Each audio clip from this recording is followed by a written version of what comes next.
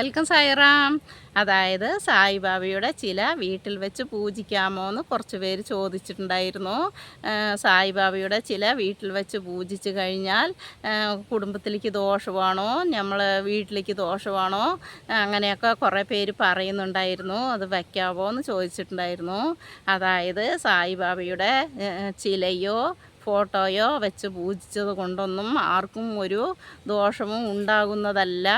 പിന്നെ നമ്മൾക്ക് കഷ്ടകാലം പറയുന്നത് വന്നു കഴിഞ്ഞാൽ രാഹുദോഷം, കേതുദോഷം, ശനിദോഷം എന്നൊക്കെ നമ്മൾ പറയാറില്ലേ, ആ ദോഷങ്ങളൊക്കെ വന്നു കഴിഞ്ഞാൽ നമ്മൾക്ക് ഈ ഭഗവാനെയൊക്കെ വെച്ച് പൂജിച്ചിട്ടുണ്ടെങ്കിൽ സായിബാബ എന്ന് മാത്രമല്ല, നമ്മൾ ഏത് ഭഗവതിയെ ഏതൊരു ദൈവത്തെയാണോ നമ്മൾ കാലത്ത് എണീച്ച് നമ്മൾ വിളക്ക് തെളിയിച്ച് നമ്മൾ ഒരു ചെറിയ കർപ്പൂരം കാട്ടുകയോ ബത്തി കൊളുത്തി വെച്ചിട്ട് വിളക്ക് തെളിയിക്കുക, അതൊക്കെ ചെയ്യുന്നതൊക്കെ ദൈവിക കലയാണ്. അതായത് ഏത് ചെയ്താലും ശരി അത് ഒരു നല്ല വഴിയാണ് നമ്മൾക്ക് കാട്ടിത്തരുന്നത്. ഈ ചെറിയ ചെറിയ ദോഷങ്ങളൊക്കെ ഉണ്ടെങ്കിലും നമ്മൾ ഇതൊക്കെ ചെയ്തു വന്നാൽ നമ്മൾക്ക് വലിയ ഇതായിട്ട് ബാധിക്കുന്നതൊക്കെ ചെറുതായിട്ട് അങ്ങ് തട്ടിയും മുട്ടിയും പൊയ്ക്കൊള്ളും. പിന്നെ നമ്മളുടെ കർമ്മഫലം എന്നൊന്ന് പറയുന്നുണ്ട്. ആ കർമ്മഫലം നമ്മളത് കുറച്ചെങ്കിലും അനുഭവിച്ചേ തീരുള്ളൂ. അനുഭവിക്കാതെ ഏതും പറ്റില്ലല്ലോ. നമ്മൾ വെറും സന്തോഷം മാത്രം, ഒരു മനുഷ്യനായി ജനിക്കുന്നത് വെറും സന്തോഷം മാത്രം ഉണ്ടെങ്കിൽ നമ്മൾക്ക് ഈ ലോകത്തിൽ എന്താണെന്നുള്ളത് ഒന്നും അറിയില്ല. സന്തോഷം, രാവിലെ എണീക്കുക, നല്ല ഭക്ഷണം കഴിക്കുക, നമ്മൾ പുറത്ത് പോകുക, എൻജോയ് ചെയ്യുക, വീട്ടിലേക്ക് വരിക, കിടന്നുറങ്ങുക, ഇങ്ങനെയൊക്കെ ഇരുന്ന് പോയാൽ എന്താണ് അതിലൊരു ജീവിതമുള്ളത്? ഒരു കഷ്ടം, ഒരു വേദന എന്നൊക്കെ വരുമ്പോഴാണ് നമ്മൾ അടുത്തവരുടെ വേദന എന്താണ്, നമ്മളെ പോലെയാണ് അവർക്കും ഉള്ളത് എന്നുള്ളത് അവരുടെ വേദനയും നമ്മൾക്ക് അറിയാൻ പറ്റും. ഒന്നും അറിയാതെ ഇരുന്നാൽ നമ്മൾ സന്തോഷം മാത്രം അനുഭവിച്ചു കൊണ്ടിരുന്നാൽ നമ്മൾക്ക് ഒന്നും അറിയില്ല. സന്തോഷമാണ് ലോകം, പിന്നെ വേറെ ഒന്നും ഈ ലോകത്തിൽ ഇല്ല എന്നുള്ളതായി പോകും, എല്ലാം മറഞ്ഞു പോകും. അതുകൊണ്ട് നമ്മൾക്ക് കഷ്ടതകളും നല്ല കാര്യവും ചീത്തക്കാരിയും ഒക്കെ വരാറുണ്ട്. മനുഷ്യ ജന്മമായി കഴിഞ്ഞാൽ എപ്പോഴും ഒന്നുപോലെ ഉണ്ടാവുന്നതല്ല, എല്ലാം മാറി മറിയുന്നതാണ്. കാലത്ത് ഉദയമാകുന്നു, വൈകിട്ട് അസ്തമമാകുന്നു, ഇതൊക്കെ മാറിക്കൊണ്ടിരിക്കുകയല്ലേ. അത് തന്നെയാണ് മനുഷ്യന്മാർക്ക് എപ്പോഴും ഒന്നും മാതിരിയൊന്നും ഉണ്ടാവില്ല. പിന്നെ ഈ ദൈവിക വഴിക്ക് പോണവർക്കൊക്കെ അതൊരു സന്തോഷമാണ്.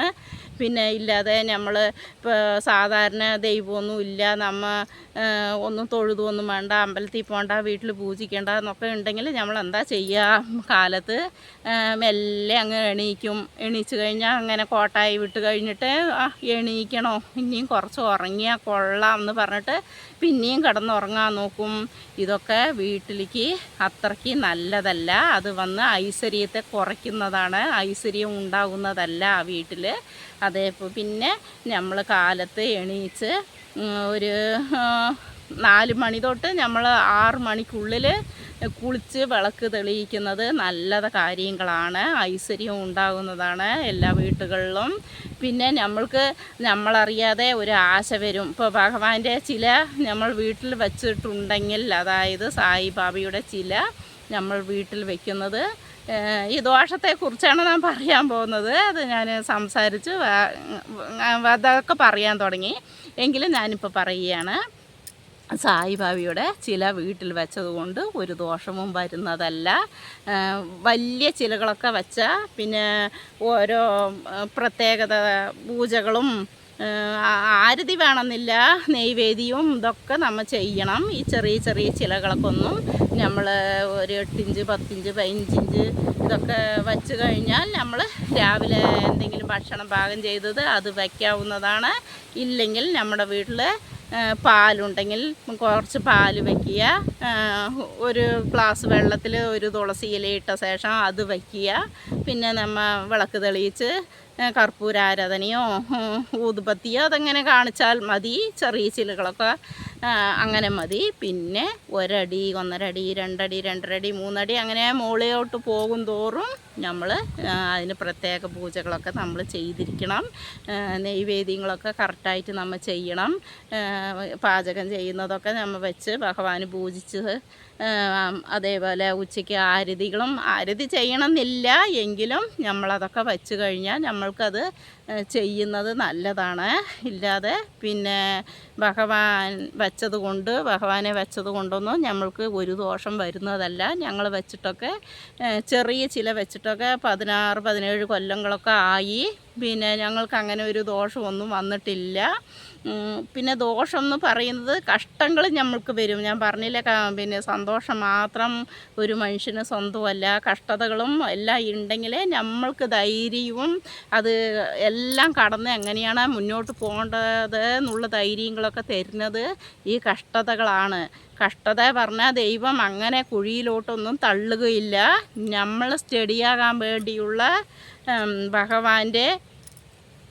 ഭഗവാൻ തരുന്ന ഓരോ കഷ്ടതകളാണത്.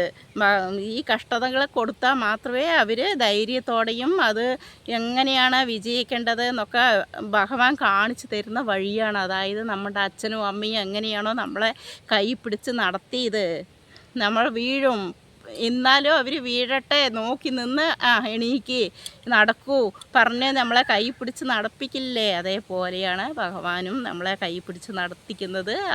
ആ കഷ്ടതകളൊക്കെ വരുന്നത് ഭഗവാന്റെ ചില വെച്ചിട്ടോ ഇതോ ഒന്നുമല്ല. ഭഗവാന്റെ ചിലയൊക്കെ വെച്ച് പൂജിക്കുന്നത് വളരെ നല്ലതാണ്. നമ്മൾക്ക് എന്ത് കഷ്ടത വന്നാലും അത് ഭഗവാൻ താങ്ങിക്കൊള്ളും. പിന്നെ വലിയ ചിലകളൊക്കെ വയ്ക്കുകയാണെങ്കിൽ പ്രത്യേകത പൂജകളൊക്കെ കുറച്ച് ചെയ്യേണ്ടി വരും. ചെറിയ ചിലകളൊക്കെ ഒന്നും ആവശ്യമില്ല. നമ്മൾ സാധാരണ പൂജാ റൂമിൽ എന്താണോ ചെയ്യുന്നത് അത് ചെയ്താൽ മതിയാകും. അത്ര തന്നെ പറയാനുള്ളത്. ബാബയുടെ ചില വെച്ചത് ഉള്ളവർ ഒരു ഭയവും ഇല്ലാതെ നിങ്ങൾ ബാബയുടെ ചില അവിടെയേ ഇരിക്കട്ടെ, ഫോട്ടോയോ ചിലയോ എന്തായാലും അവിടെ തന്നെ ഇരിക്കട്ടെ. നമുക്ക് പറ്റാവുന്ന പൂജ ചെയ്യുക, ഇല്ലെങ്കിൽ വിളക്ക് തെളിയിക്കുക.